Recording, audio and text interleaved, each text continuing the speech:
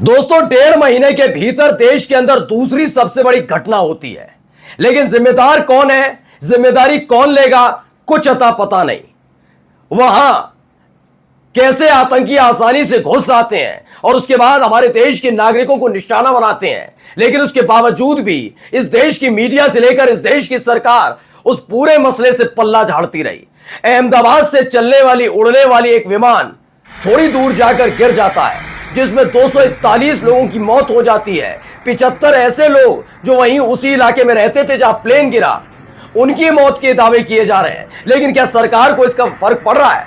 क्योंकि लगातार अपील की जा रही थी, कम से कम अब तो जिम्मेदारी तय करो, अब तो कोई ना कोई इसका जिम्मेदार बनो, कोई तो अकाउंटेबिलिटी की बात करो, कोई तो जवाबदेह बनो। लेकिन नहीं, इस देश के होनहार और अंधभक्तों के चाणक्य अमित शाह ने आगे आकर बता दिया कि वाकई इस्तीफा होगा नहीं होगा। बता दिया सरकार इसकी जिम्मेदारी लेगी नहीं लेगी, क्योंकि उन्होंने कह दिया यह दुर्घटना है भाई साहब, और दुर्घटना को कोई रोक नहीं सकता।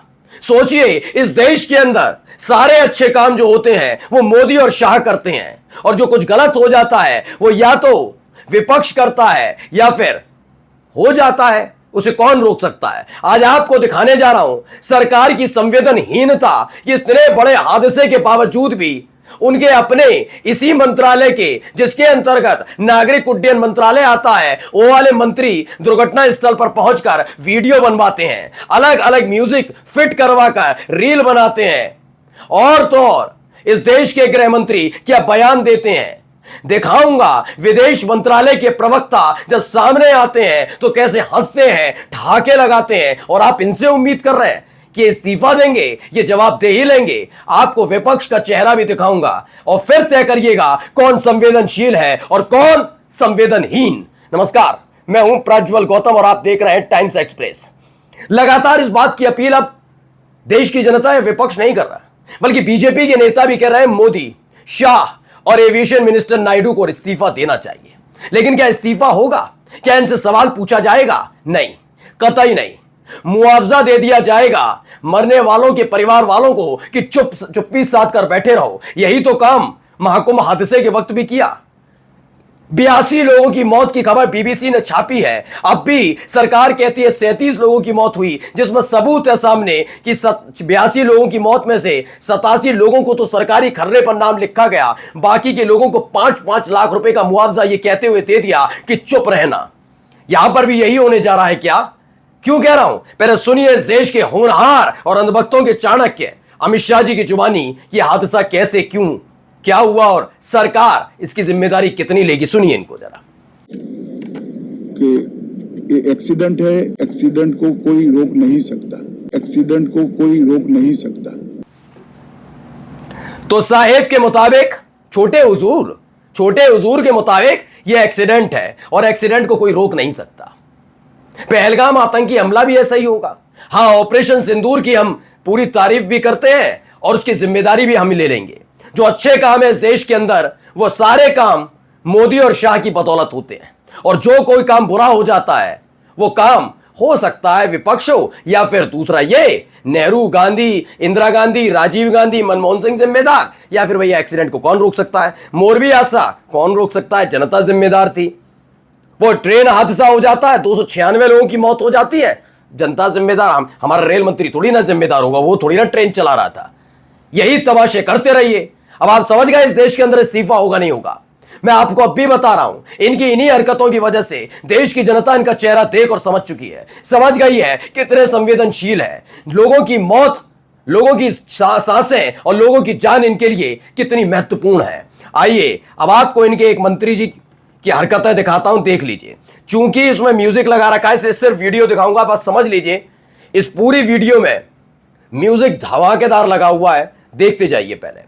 अब इसमें मंत्री जी आगे बढ़ते हैं, पीछे पीछे उनके जो अधिकारी हैं वो चलते नजर आते हैं। जो मलबा पड़ा हुआ है जहां पर एयर इंडिया का एक प्लेन क्रैश हुआ था, वहां पर ये टहलते नजर आते हैं। चूंकि मलबा कहीं इकट्ठा हो गया तो उस मलबे के ऊपर चढ़कर इस तरीके से हाथ दिखाते हैं जैसे बहुत कुछ समझ गए हैं कि एक्सीडेंट कैसे हुआ, क्यों हुआ। संवेदनशीलता, गंभीरता चेहरे पर नजर नहीं आती भी होगी तो जो म्यूजिक लगाकर इन्होंने अपनी रील वायरल की है, उससे साफ हो जाता है कि इनके कितना जिम्मेदारी मान रहे हैं, कितने संवेदनशील हैं और कितने गंभीर हैं। खुद इसे देखिए, राम मोहन नायडू यही है इस समय सिविल एविएशन मिनिस्टर। वो कहते हैं कि इंस्पेक्टेड किया यानी जांच करने पहुंचे जहां क्रैश हुआ था। ऑनरेबल मिनिस्टर पहुंचे, अमित शाह जी पहुंच गए थे, गृह मंत्री पहुंचे, ये सारी चीजें इंसिडेंट पर पहुंचकर हाँ हूं ही बस यही करते रहिए। कौन जिम्मेदार कुछ पता नहीं। क्यों? क्योंकि एयर इंडिया तो टाटा देख रही थी ना। अब टाटा की जिम्मेदारी है, तुम सब सारी चीजें उठाकर ठेके पे दे दो, प्राइवेट, सरकार भी प्राइवेट ही कर लो, फिर जरूरत थोड़ी है कोई तुमसे पूछेगा। याद करिएगा, एक हादसा एक चीज होती है, उसके बाद सामने कौन आते हैं? राजनाथ सिंह। बहुत पुराना बयान याद है, उन्होंने क्या कहा था? ये यूपीए सरकार नहीं है, एनडीए सरकार है, यहां परंपरा नहीं है इस्तीफा देने की। तो इधर मालूम है, टहलते हुए इस व्यक्ति को पता है कि कोई मांग भी नहीं सकता इस्तीफा। कोई इस्तीफा मांग सकता है क्या सरकार में? और मांग भी ले, विपक्ष मांगता रहे, जनता मांगती रहे, फर्क पड़ता है क्या? इतने बड़े बड़े हादसे हो गए, हजारों लोगों की जान चली गई, आज तक किसी का इस्तीफा हुआ क्या? नहीं। बस मोदी शाह को नाराज मत करो, किसी का इस्तीफा नहीं होगा। देखिए, विनोद कापरी लेकर 150-250 से ज्यादा लोगों की जान चली गई, और यह आदमी यानी राम मोहन नायडू जो कि भारत का सिविल एविएशन मिनिस्टर है, यह आदमी हादसे के बाद के अपने दौरे को एडिट और म्यूजिक करवाकर पोस्ट कर रहा है, क्योंकि इसे पता है कि इससे कोई सवाल नहीं पूछेगा, क्योंकि इसे पता है कि हर किसी की जीरो अकाउंटेबिलिटी है, क्योंकि इसे पता है कि बिकी हुई रीढ़ विहीन मीडिया को बताया जा चुका है यह एक्सीडेंट है और एक्सीडेंट को कोई रोक नहीं सकता। सुना दिया ना मैंने अभी गृह मंत्री का बयान। तो सोचिए कितनी संवेदनशील है सरकार।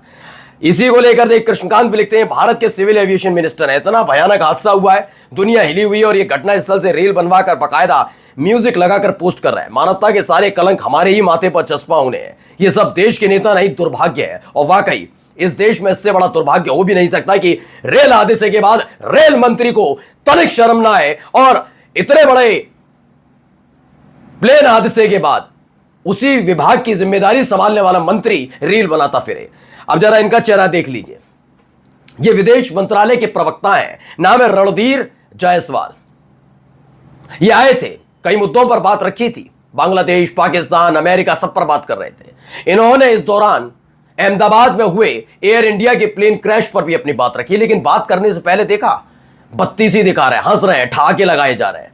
फिर यह मत कहिएगा संवेदनशील है सरकार। सरकार ऐसी ही थी, आप पहचान नहीं पाए। 11 बरस तक यही तमाशे होते रहे, आप पहचान नहीं पाए। अब जरा विपक्ष का चेहरा भी देख लीजिए, क्या कह रहे हैं अखिलेश यादव, जरा सुनिए। बहुत दुख की बात है कि एयर इंडिया का एयरक्राफ्ट क्रैश हुआ है, और जब एयरक्राफ्ट क्रैश होता है तो घटना बहुत बड़ी होती है। इसलिए इस समय पर इतनी जानकारी मिली है तो हमारी अपील यही होगी सरकार से, हालांकि सरकार खुद कोशिश कर रही होगी कि सभी यात्रियों को बचाएं, सुरक्षित पहुंचाएं और उनका इलाज हो। दरअसल यूपी तक ने इस खबर को छापा। अहमदाबाद से लंदन जा रहा एयर इंडिया का प्लेन बोइंग 7878 क्रैश हो गया। जब यह हादसा हुआ तब अखिलेश यादव लखनऊ में पत्रकारों से बात कर रहे थे। बात करते करते अखिलेश यादव भावुक हो गए और उनका गला भर्रा गया, यानी ये खुद यूपी तक ने बताया। आपको याद है पहलगाम आतंकी घटना के बाद लगातार विपक्ष साथ दे रहा था, और सरकार में शामिल नेता मंत्री किस तरह से विपक्ष को जिम्मेदार बता रहे थे। निशिकांत दुबे से लेकर तमाम ये बीजेपी के सांसद और मंत्री किस तरह की भाषाशैली का इस्तेमाल कर रहे थे, लेकिन तब भी इस देश की बिकी हुई मीडिया सिर्फ विपक्ष को जिम्मेदार ठहरा रही थी। इतने बड़े हादसे पर राहुल गांधी से लेकर आप अखिलेश यादव तक किसी का एक बयान ऐसा दिखा दीजिए जिसमें उन्होंने सरकार पर सवाल खड़े किए हुए, या फिर उन्होंने इस बात को लेकर कोई ऐसी बात कही हो जिस पर विवाद खड़ा हो। लेकिन इनकी अपनी हरकतें इनको दिखती नहीं है, सिर्फ विपक्ष जिम्मेदार बताया जाता है। नमस्कार।